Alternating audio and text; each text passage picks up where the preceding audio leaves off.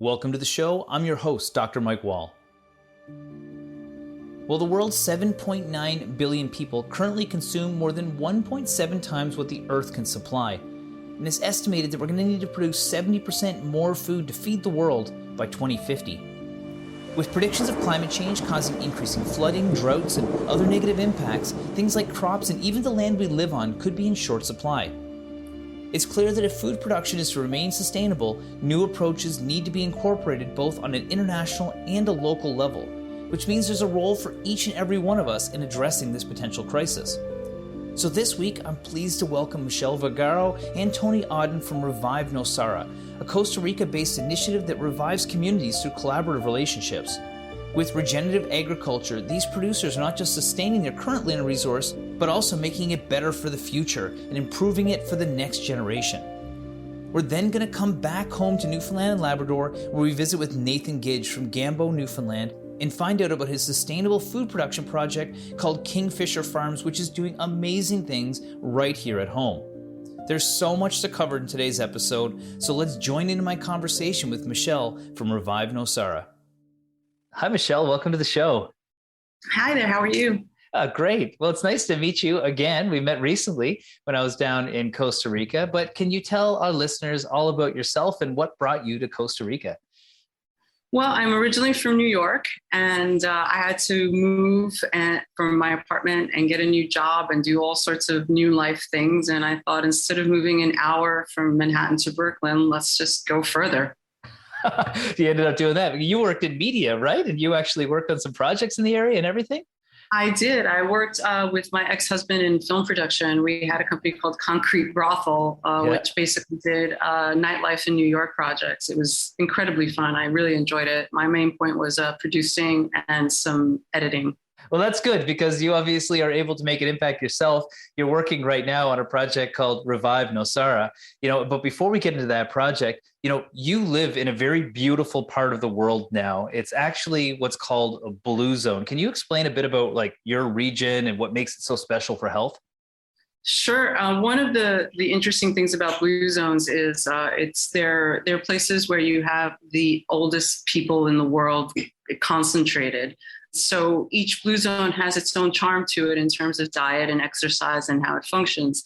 Here in Nosara specifically, the blue zone here in Costa Rica is the Nicoya Peninsula, but Nosara specifically has amazing beaches, and it's a lot of surf and yoga and very wellness-orientated community.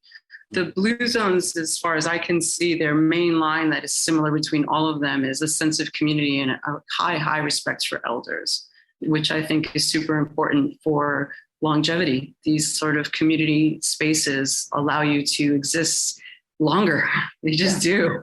Yeah, that's right. I mean, it is true. There's blue zones all around the world, these little miraculous places where people live healthier, longer, and more fulfilled life. But your area is growing. So, for example, I hadn't been there since the pandemic began. And when I came back, there were significant changes. There was so much growth in the area. How is that impacting the way that people did live and how healthy they were in the past now that you're becoming much more tourist oriented and you're growing with infrastructure?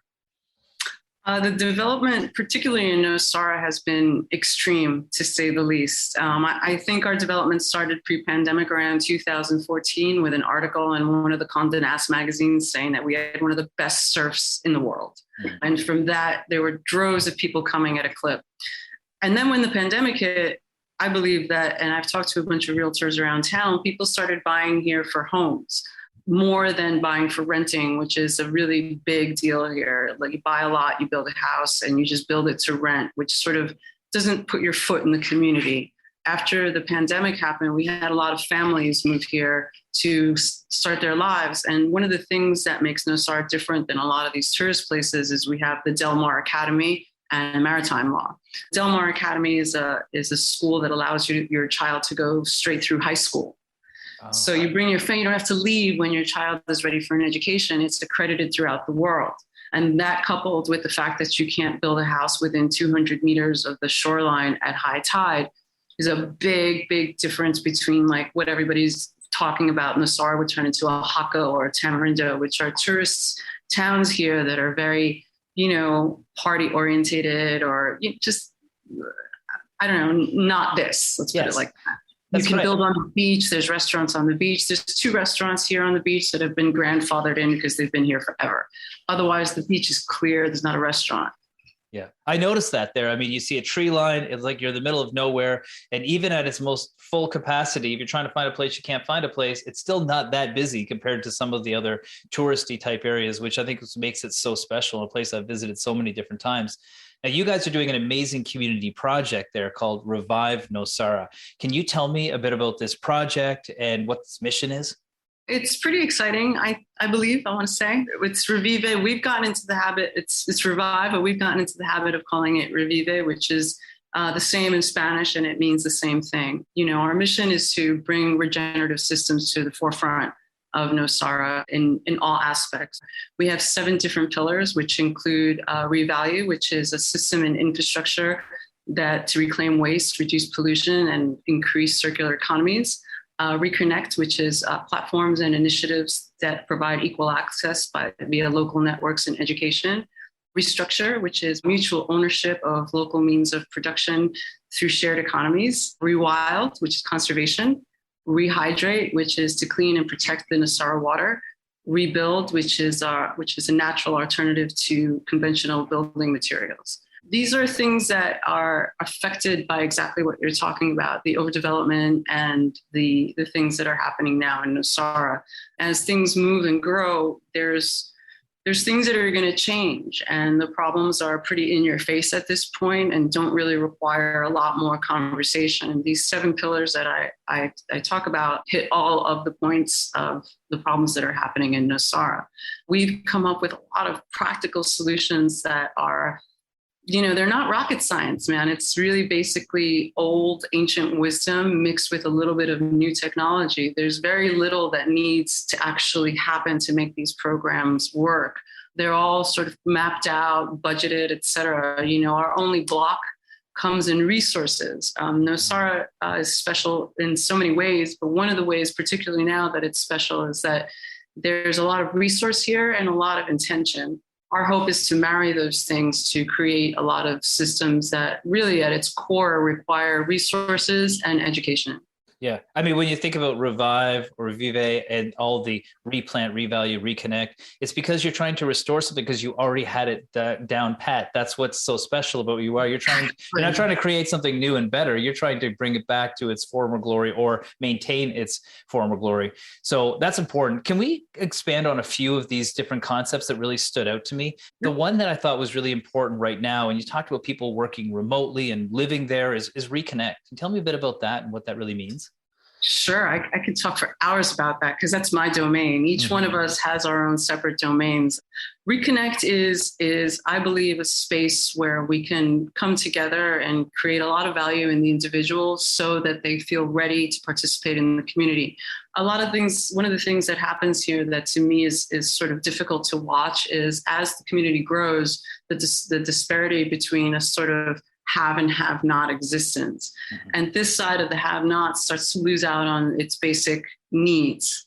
So my hope in Reconnect is to make that a little smaller and bring these 2 things together through different platforms and education. One of the things that I'm working on, and quite frankly, sort of overwhelmed by, is a time bank. I believe that a time bank is sort of a space where each person contributes, and every time they contribute, they get a credit of an hour in the time bank. So anybody can do that. And every hour is the same hour. So somebody that might not have access to preventative therapeutic massage, suddenly, because they've done gardening for someone over here, has an hour in the time bank with a therapist. This to me is really exciting because it creates value where value is missing. Things like this, as well as education through replant, reconnect happens. So, you know, community gardens and educating people in that area of community gardens, it allows people to come together and work together, get their hands in the dirt together. Things like this is what Reconnect is striving for. Yeah, it's so funny you say that. I used to work in wellness, and I would work on ships in the middle of the ocean. And we used to say you couldn't get anywhere with anybody to try and help them unless you could get your feet under the table and have a meal with them and actually get on their level and have a chat and become friends, develop a relationship before you go. I think that's massively important in community where we live on an island, and it's really important where we are as well. The question, I guess, is why is a project like this so important for your community? And from that, what lessons can other communities take from a project like this? I'm really glad you asked that, actually, because I think that the 7 pillars come together very nicely in the sense, again, as far as a regenerative and circular economy. They all work together. I mean, replant feeds into ohms feeds into rebuild. They all sort of come together quite naturally without any effort on our part to come up with a way that they do that. And because they do that, they have the ability to bring together a community. And going back to the specialness of Nosara, because we have so many people with such great intentions and so much resources, there's a huge part of me that really believes that we as Nosareños are on the precipice of creating a beacon for what could, create these systems that could be dropped anywhere, really. And as we move forward and educate on the simplicity of them and create them, it's the road to showing the rest of the country and further out is not that far, man. Like it seems, when I say it out loud, it seems like this huge thing. But when I think about it in my heart, or rather feel it in my heart, the possibilities are endless. And when you start playing with possibilities, that's where the magic is. Well, it's so funny because I think quite often we always look to other people to solve the problems for us. But it sounds like in this case, the community has all the answers, and they're the ones that can actually put it into action and solve the problems for themselves. And that sounds like a really easy formula, not an easy formula, but a very effective formula, because who knows your community better than its own members? Exactly. And I think the community as a whole is just itching for some simplicity of systematic help. Now, another one that stood out to me, I just want to hit before we get off this, and that was revalue, because I thought that was a really interesting concept as well. Revalue is kind of an amazing thing here. And to me, I'm being from New York. A lot of these systems were really foreign to me. I find myself talking about poop more than I ever thought I would as a New Yorker. I find Revalue to be a really fascinating space because it takes the things that are already here that we regard as waste and puts them right back into work. It's amazing. We have the OHMS projects, which is our organic waste management, which has a lot to do with recovering yard waste. Because there is so much development and there's a lot of just piles and piles of yard waste, coupled with all the stuff that comes down to build new places. All of these things can be picked up on a route and taken to a resource center where they'll be reused for compost, biochar, bioenergy. Really, again, it's all about marrying the resources with the plan. The plan is there. It's not that hard. We have permits waiting at the mayor's office. I mean, it's the simplicity of it boggles my mind. If you would have asked me 10 years ago, how does one do this? I'd be like, well, maybe we should call NASA and bring them in. And, but it's nothing like that, man. It's simplicity. I mean, we are, as human beings, regenerative machines, from our core to the outside to the skin. Yeah. And that applies from to a macro level as well. And that's great. What you guys are doing is so important. So I really appreciate you taking the time. Is there anything you want to leave our listeners with that are thinking this project sounds amazing? Maybe I could do something even on a small scale where I live. Oh my gosh, absolutely. One of the things that I really love about Revive is that we offer you the opportunity to play in a space that maybe you've not had the ability to do so before. It's done that for me. I know that for sure. So if any of these domains interest you at all, please go to our website, revivenosara.com, and send me an email. If you want to learn more about any one of those domains, I'm happy to talk your ear off about it. If there's anything that you want to play with and participate, I invite you, and with the hopes of inspiring you to do it in your own space, or come on down and do it with us, or do it with us remotely. Yeah. There's a plethora of opportunity. Well, thank you so much for taking the time today. It was great to talk to you. Thank you, Mike. It was a pleasure. We're talking sustainable food production today, and when we come back, we're going to continue our conversation with Revive Nosara and Tony Audin, whose focus on replanting and rewilding is something we can all learn from. Stick around. We'll be right back after the break. Welcome back. We're here with my friend Tony Audin. He's a resident of Guanacaste for almost 10 years and has been immersed in the organic agriculture and local permaculture projects in Nosara. On a recent trip to his home, he showed me their community gardens and how they're helping promote sustainable food production. Let's check it out. Hey Tony, welcome to the show.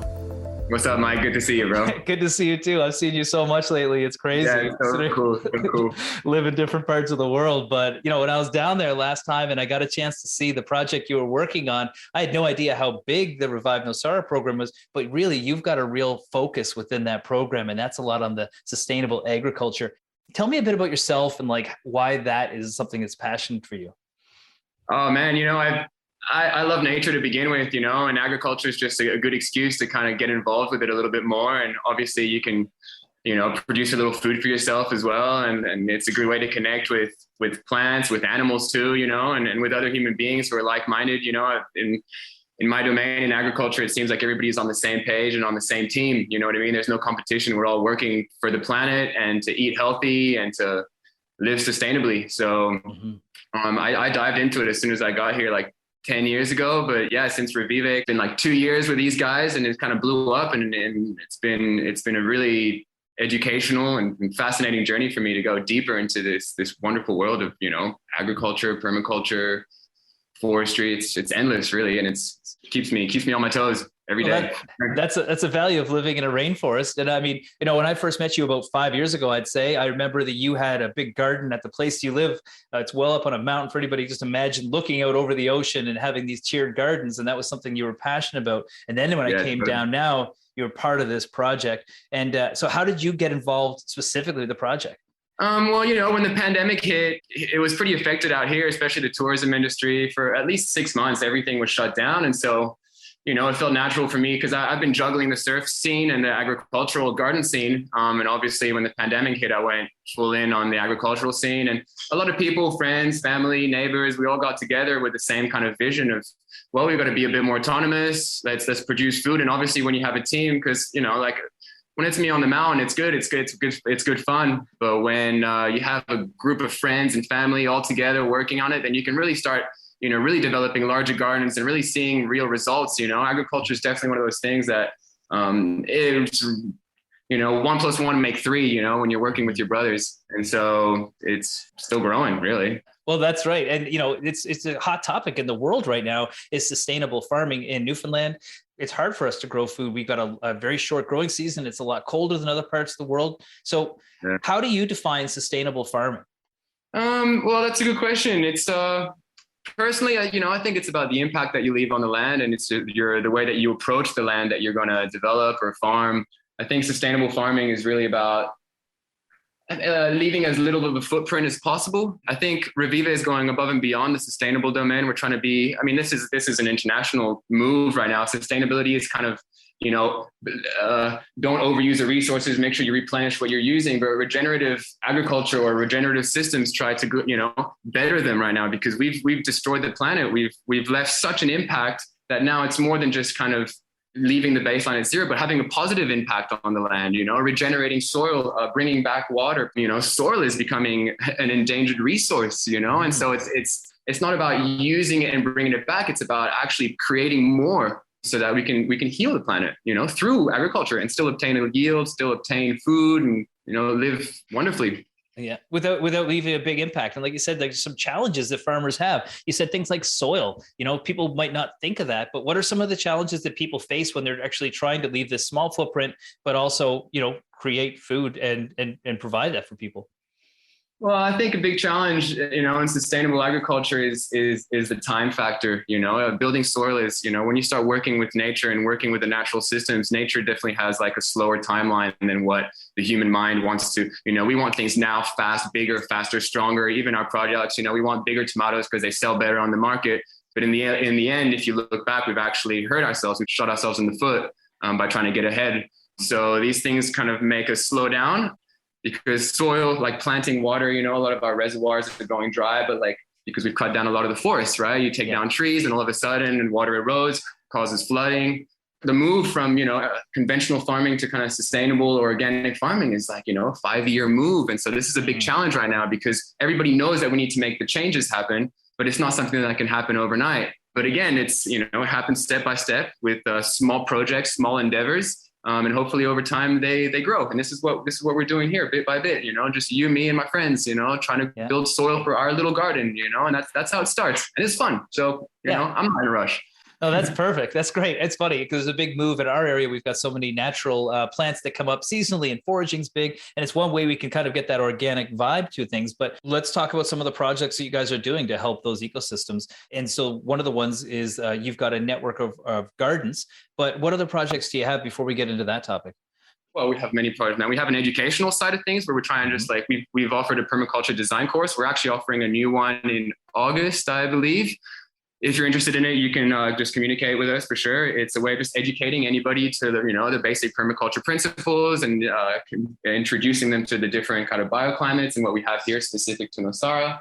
We have, aside from the educational side, we've built, we started a community garden. Now we have another one. We're trying to get a seed bank together so that we're a little bit more autonomous in terms of sourcing our seeds. We started a kind of a land development agency, sustainable land development, which is pretty much planting a lot of trees and a big effort to increasing the biodiversity, because as you know, Nosara or Guanacaste in general, 50, 60 years ago was kind of all the forests were cut down for cattle. Now it's, the cattle industry is lowered, so the forest is slowly growing back, but it's nice to have a human impact to really bring back the biodiversity, because it's not just going to happen by itself. There are some tree species that unless we reintroduce them, might not show themselves up again out here. And a lot of the local flora and fauna is dependent on biodiversity to really thrive.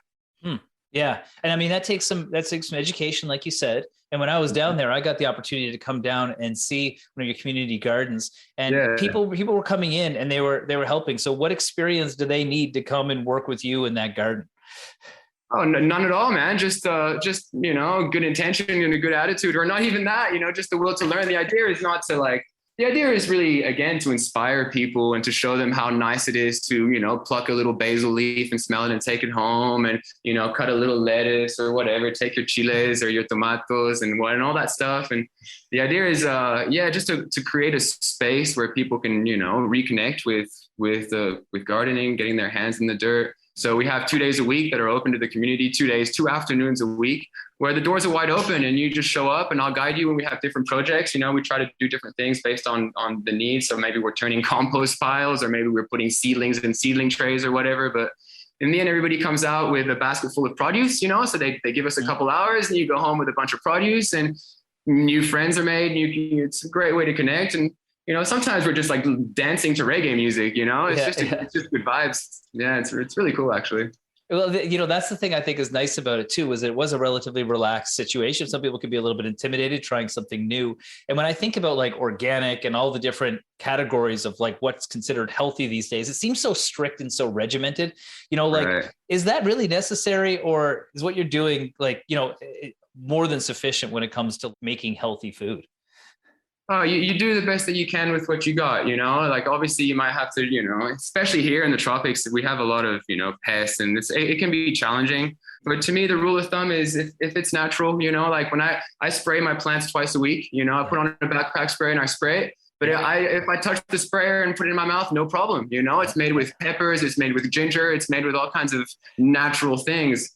Now, if you want your organic certification stamps that you can sell your produce in a supermarket with your organic, then you have to jump through a whole lot of loopholes and it becomes a very bureaucratic process. Yeah. Some people might need to do it because, they're developing large businesses and need it. But I think in general, it's just about being able to do what you can, grow your own food with what's around you. So you don't have to be dependent on large firms selling you pesticides, or trucks bringing in materials from 300 kilometers away. No, everything. I mean, at least here in the tropics, within a 1 kilometer radius, I can gather all of my materials to build good soil and to grow good food. It's just a matter of educating myself, because there's a massive disconnection right now. A lot of people don't know what's in the soil, what makes good soil, but it's right there in your backyard. It's just a little bit of effort, and then you can reconnect with your natural environment. And you do your best. In the end, you use your feelings. If it feels right, go for it. If it feels weird, maybe do a little bit more research. Yeah, well, that's right. And that kind of leads me to, the overall scope of the show. The show is about wellness. And I know that you are somebody who takes wellness very seriously, but in a very healthy way towards it. What farming season and gardening season is coming up here in Canada. Somebody might want to improve their health and get into gardening. What does that do for you, for your wellness, to be out in the garden? Well, I think on a practical, just, what's in your food, right? So you're not being scammed by somebody else. So and you control what's in your food. So that's, on a physical level, but on a more spiritual level, you could say it's nice to have that connection with a plant, even if it's just having a little basil plant in a pot. It's like having a pet. All of a sudden, it's not this external thing that you buy at the store. It's a living being, which connects you to all living beings around the planet. And then when you ingest it, you're ingesting more than just the plant. You're ingesting life in general, because you've had that connection. You've seen it grow. So it doesn't have to be, I only eat organic, or I only eat I need to produce all of my food out of the garden. No, it's just having a connection with the natural environment that's around you. And plants are a huge part of that, But some people are into plants, some people are into, fungus and mushrooms. It doesn't matter. It's connecting with your food source and realizing that it too is alive, and I too am alive. And then there's a bridge that's being made that can kind of ground you and make you feel a little bit more connected to the planet, as opposed to living in a very disconnected world, just going to the supermarket and buying things that come from 500, cross country. You're kind of forced to live with the seasons and forced to understand the space that you're in. And that really just leads you to appreciation. And I think of all healthy things to have, is appreciation is one of the healthiest vibrations to have inside of your body, and gardening is an easy way to go about that. Again, like I said, even if it's just one basil plant or rosemary or whatever happens to grow in your environment, it's a living being. It's like having a pet. It brings you just joy into your heart, and that's the healthiest thing ever, That's perfect. Yeah. I mean, you think about during the pandemic, you couldn't get farming and gardening supplies around because everybody took it in. It's because they were looking for that connection. They're looking for something to keep them occupied and watch grow. I could totally see that. Now, we're starting to wind down here now, but there's any last thoughts you want to leave the listeners with about your program, or even just about why they should, be thinking about sort of sustainable farming and even projects like the Revive Nosara program? Oh, I think everybody across the planet knows that things are changing, and it might seem like this massive thing, and oh my God, I should run away and get into a cave somewhere and lock the doors and barricade myself in because the world. No, I think if you just get your hands in the dirt or do what you really love with nature, you'll see that nature is much stronger than we give her credit for. And so it's just a matter of getting out of your head and getting out there.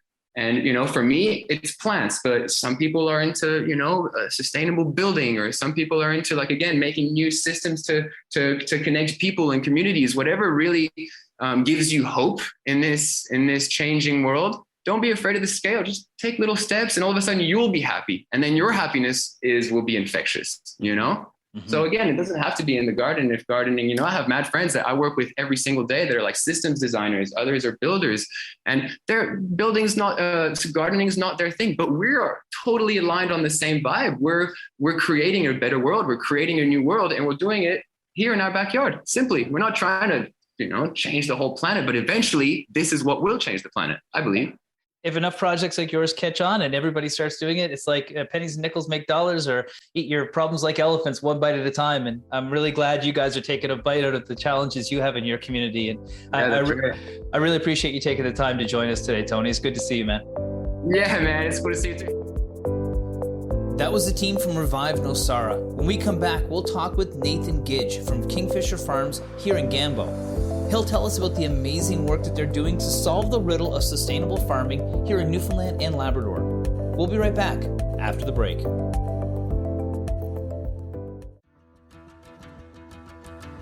Welcome back. Moving closer to home, Kingfisher Farms is located in Gambo, Newfoundland, and addresses sustainable food production by designing, in partnership with his clients, new ways to live a more sustainable lifestyle.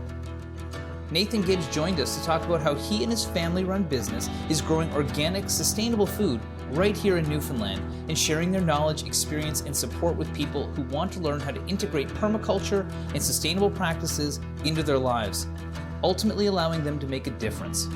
Nathan joined me after a day working on his farm to share all about their exciting project. Let's check it out. Hey Nathan, welcome to the show. Thanks, Michael.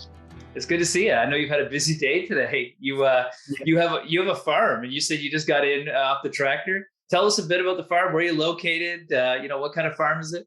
Okay, so we're Kingfisher Farm.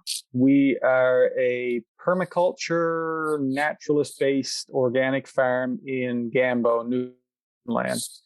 Um, we are out of sticks, but at the same time, we're right in town, so we got the best of both worlds. That's perfect. That's one of the benefits of Newfoundland. I live in Logie Bay. I'm just outside of town, but I get the benefit of lots of land and some cliffs with nice Beautiful. ocean to look at. So that's great. I mean, you started a sort of specialized farm. What motivated you to start this farm? And have you always sort of had a personal connection with farming?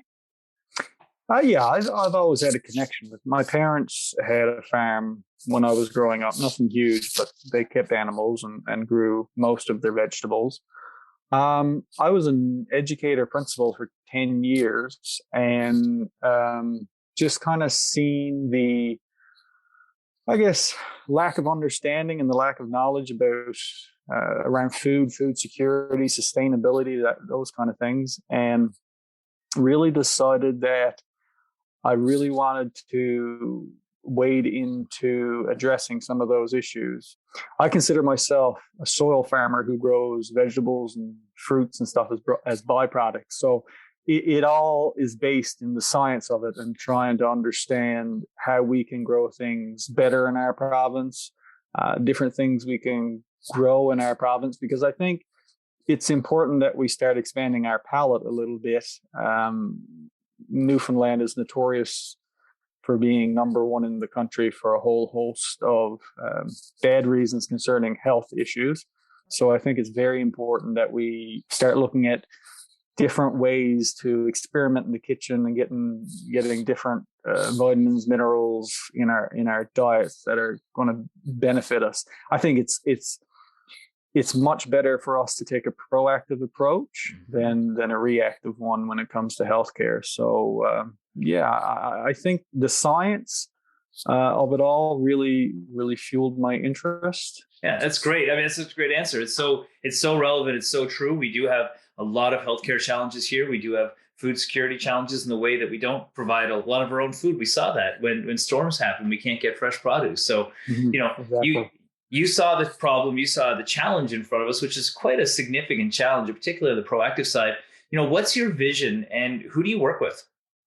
So I'll address the second part of your question first. We work with our community and we've partnered with the Family Resource Center to provide free food for mostly new moms or families who need that extra bit of healthy food. And we work with farmers right across the province, networking with, primary producers is a huge part of what we do and sharing knowledge. The vision for Kingfisher in particular, I guess, would be a hub of knowledge, resource, and kind of a new way of doing things. From the very beginning, we said we didn't want to do things in a way that didn't benefit the land, which sounds kind of, airy-fairy, but we wanted to be ecologically beneficial in terms of actually improving and augmenting the environment and the ecosystem around us. We judge the success of our farm by the population of our top-level predators, which is a weird way of maybe looking at it, but the more lynx and fox we have, the more it means there's a healthy rabbit and mice population, which means there's a healthy insect population, which means there's a healthy bacterial population. It goes on down the line, and it really goes back to soil health. I spend a lot of time looking under a microscope, doing bacterial counts, fungal hyphae counts, protozoa, nematodes, those kind of things to see what stage of life our soil is in. Yeah. And I think that's really the hub of what it's all about for us, is making the ecosystem around us as healthy as it possibly can be. and that includes the soil ecosystem, which is the basis for everything for us. Yeah. So I mean that's where it stems from. It's so funny you're saying this, because I literally got back from the Museum of Nature, where I met with a biological anthropologist who talked about how important the big species are, because they are an umbrella species that looks out for everything else. And then our guest prior to you was talking about the importance of soil. So you are, you took the words right out of our mouths. It's perfect for what we're chatting about today. So you do a lot of good work for the community. You mentioned it just briefly there, but tell me about the community supported agriculture program. So our community supported agriculture program is kind of, I was going to say twofold, but it's multifaceted, I guess is a better description. So on the, I guess, giving back to the community side, we donate food to the community, and they disseminate it to people in need. But our community supported agriculture program is a bit more than that. So what happens is we have people who actually subscribe to be members of our farm, so they have a direct relationship with their food. So they understand where it comes from, the processes that are involved in making it, and they get weekly baskets of fresh fruits, vegetables, foraged goods, those kind of things from us in return. So it gives them a real sense of ownership, because they can see directly where their investment is going. Mm-hmm. And it has the added benefit for us of, there's a few things. First of all, it gives us a sense that we're directly feeding families. Mm-hmm. Which is a great thing. It's not our produce is sitting on a shelf and we're not, we don't know what's going on or if it's rotting or whatever, but we know it's going directly into kitchens, which is a very nice feeling. And the other thing, financially for us, it makes a lot of sense. The CSA program, it's invested in upfront, and then we can invest money into the farm before the season starts, mm-hmm. when the important time for investment is. So it works really well. The other piece of it is the volunteer involvement in the community part. We do an annual planting with small kids, and we do different workshops, those kind of things, which, that's fun. Being a former educator, that kind of scratches that itch a little bit of wanting to get out and teach again. So, we try to do as much as we can. And again, it's all about making the ecosystem healthier, and that includes the human ecosystem too, right? So, mm-hmm. we see it as being very important. Well, I mean, okay, you said you have to think outside the box when it comes to some of the crops we grow. Quickly list a few of the crops that you grow that might be a little bit different. Okay, so we grow, let me think of the weird and wonderful stuff. Let's see. We do Welsh onions. Mm-hmm. I'll just go through the onions we grow real quickly. We do Welsh onions, Kelsey onions, which are jumbo onions, about the size of almost half your head. We do Egyptian walking onions, and then we do your standard onions, just for the diversity of that's just onions. We do hot peppers and sweet peppers. Those are pretty common. We do eggplant, Japanese turnips. We do Chinese spinach. A lot of Asian greens, actually. Yeah. We do Hascat berries, pears. What other crazy stuff do we do? We do ice plant, which is an edible green that flowers. We actually do a lot of edible flowers. People really enjoy them. Yeah. We produce a lot of garlic, but we do a garlic. It's not standard garlic that's grown in the province a whole lot. Most garlic grown in Newfoundland, Labrador is what's called music. Mm-hmm. We grow a variety that the bulbs are much bigger. Cool. What else do we do? We do cantaloupe, watermelon, just a bunch of different stuff. Yeah. We're here with Nathan Gidge from Kingfisher Farms in Gambo. He's talking about the amazing work they're doing to solve the riddle of sustainable farming here in Newfoundland and Labrador. We'll be right back after the break. Welcome back. We're here with Nathan Gidge from Kingfisher Farms in Gambo. He's talking all about the amazing work that they're doing to solve the riddle of sustainable farming here in Newfoundland and Labrador. Let's get back to the interview. There are some challenges here. You mentioned that it's a tougher environment to grow foods. And why do we have so many challenges when it comes to sustainable lifestyles here in Newfoundland? I think there are solutions for those issues. I really do. I think, there are roadblocks to sustainability in the province, but I think they can be overcome. And the proof really is in our historical agricultural practices. I can remember growing up, every house had their own little garden. Yeah. And everyone grew food, and it was a sharing thing. If your potatoes didn't grow one year, then your neighbors did. Well, they gave you potatoes and you gave them carrots, whatever. It was a community support system. And we got away from that a little bit. I think farming and agriculture became a little bit more commercial and a little bit more industrial. But I think now people are starting to see the importance of maybe not getting back to that everyone has a garden on their land, but at least their food should be local. Mm-hmm. They should have accessibility to it. They shouldn't live on an island where we have 4 days worth of food if the ferry shuts down, kind of thing. It's it's a scary prospect. But I mean, that's the situation we're in. Yeah. And so, there are roadblocks, but there are solutions. Yeah, that's right. You have a research and development division. Tell me about that. Yeah. So what we're basically aiming to do right now, our major focus and project, is to identify soil remediation through natural amendments that are found in Newfoundland and Labrador, so we don't have to bring things in. And I don't think anyone would be shocked for me to say that the cost of shipping and transportation right now is through the roof. So anytime you don't need to ship products in is a good thing. So what we've been doing is experimenting with different mulches and different teas, compost teas. So what we do in the fall, we'll mulch with a variety of mulches.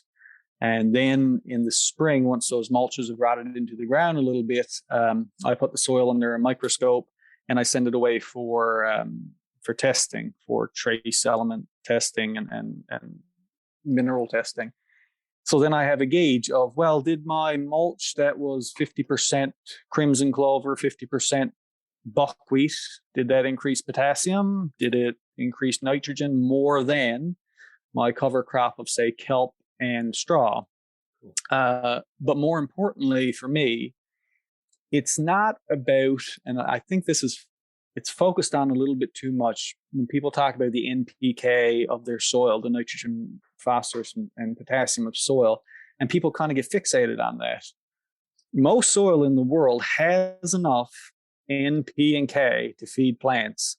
The issue is it's not available to plants because there's not enough life in the soil to make it available to the plants. That's the issue.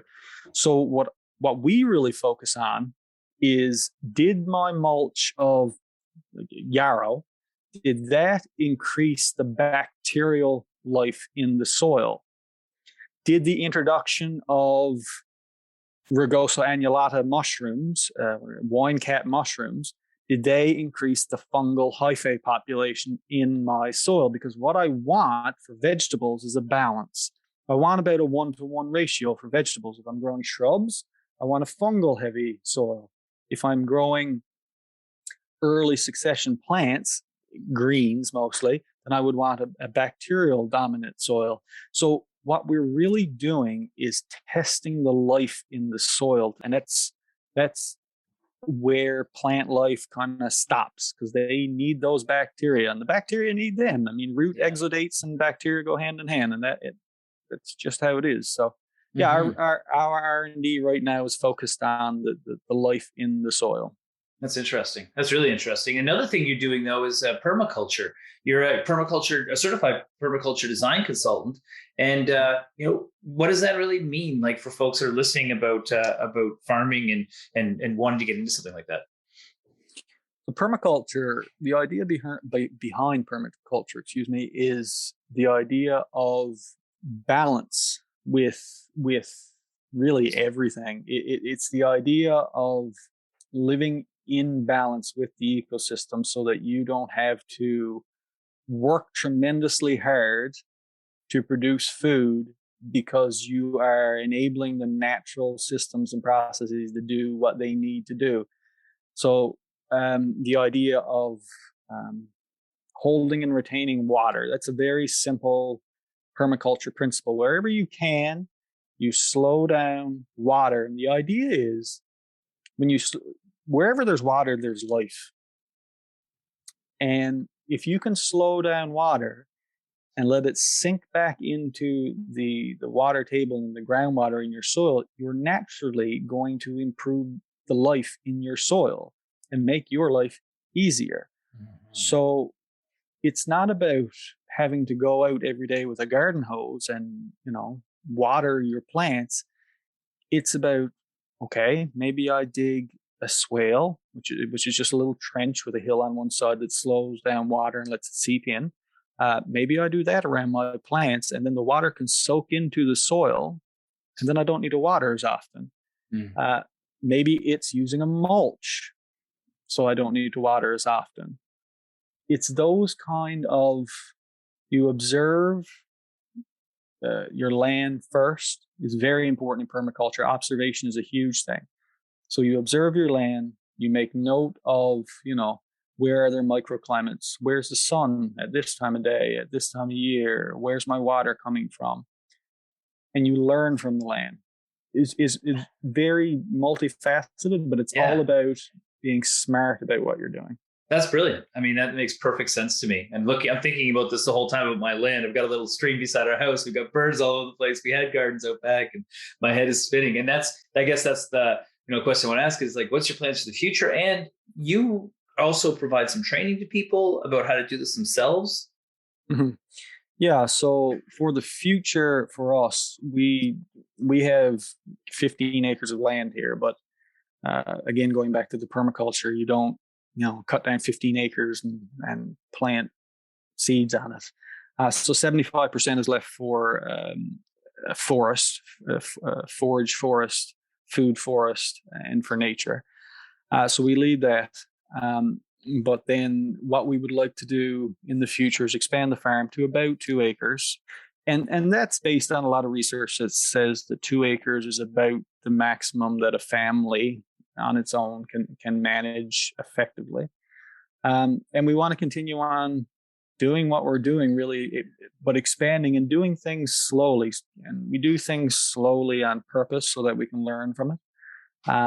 But we want to do things the right way. And that is, I think, at the core is learning from nature and trying to mimic it as much as possible, because nature's been doing it for hundreds of millions of years. I think nature's got it figured out. So the closer we can get to mimicking that, the better in our garden. So for the future, it's very much about applying what we've learned and doing things smarter and better, and trying to solve some of the issues. Mm-hmm. And yes, I can help people with their gardening practices as the certified permaculture design consultant. And I've done a few for people already. It is very much consultation in terms of, I'll go to their land, I'll check out their land, do that a few times. And we'll talk about what plants can go where, what they can do to improve their soil conditions, what they can do to get started on compost. It's really the full, depending on what you want to do and how much you want to do, we go through the whole kit and caboodle kind of thing. Mm-hmm. And that comes with, whenever someone wants that, then it comes with a full, it almost looks like a business plan, but it's a full permaculture design for their land. So it's a gray water system, it's water collection, it's composting, it's the garden bed, it's the food forest, it's the whole 9 yards. So wow. Yeah. Very, very cool. Very cool stuff. Now, if somebody wanted to learn more about your farms, how can they find you? They find you on social media or websites, or how? Oh, yes, they can find us on social media. I'm not very social media savvy, but yeah, they can find us on Facebook, Kingfisher Farm. Instagram, same thing. And then on our website, kingfisherfarm.ca. Awesome. Well, is there any last thoughts you want to leave our listeners with? Because you seem to be leading the charge when it comes to sustainable farming here at home. Just go out and plant something. I mean, it sounds so simple. There is no better therapy than being in the garden. There's nothing more relaxing, and there's nothing more rewarding. It's a wonderful thing. And like I said before, plants want to grow. Go out and put it in the soil. You give it a bit of water, and you'll be amazed at what you can get come up. So, just enjoy. Get out and enjoy it. Well, you're speaking my language right there. I hope everybody is listening to this that decides to get their hands a bit dirty this summer and try and grow something, even if it's something small. Nathan, thank you so much for taking the time today. I really, really appreciate you spending this hour with us. Absolutely. Thank you, Michael. Thank you to my guests who, although they're thousands of miles apart, are aligned and are both headed in the exact same direction when it comes to creating harmony in our ecosystems while providing sustainable solutions for our food. If you're interested in learning more or visiting either of our guest groups in action, you can reach out to Tony and Michelle by visiting revivenosara.com. And if you want to sit closer to home, I highly recommend reaching out to Nathan at Kingfisher Farms. You won't regret spending time with either of these groups. So good luck this growing season, and thanks for tuning in. We'll see you back here next week for another episode of The Wall Show on your VOCM.